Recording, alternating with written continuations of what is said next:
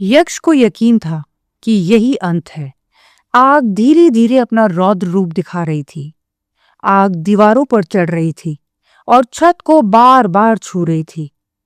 Oxygen और दहशत दोनों पर पल रही थी। गर्मी यक्ष की त्वचा पर ऐसे दबाव डाल रही थी जैसे फैसला पहले ही सुनाया जा चुका हो। हर सांस जल रही थी।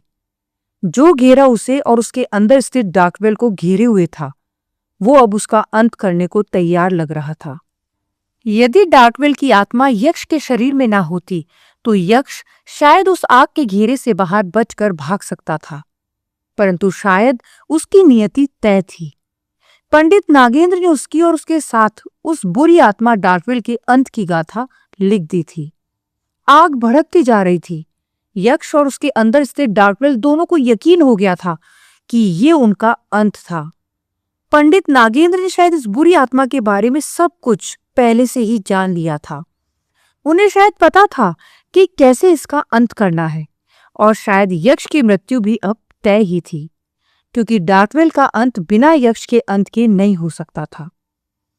यक्ष अभी इन्हीं सब ख्यालों में डूबा हुआ था और वो आग उसे अब किसी भी समय पूरी तरह से जला देने वाली थी।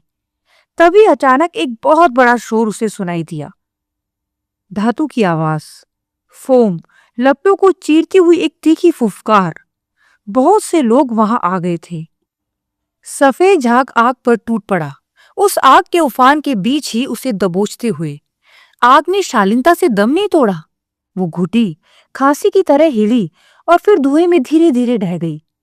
पतले होते धुएं के पार यक्ष ने अपने पिता को देखा। टाई ढीली, आंखें बेकाबू, एडमिन हेड के साथ मिलकर अग्निशामक यंत्र थामे और जूझते हुए दिख रहे थे।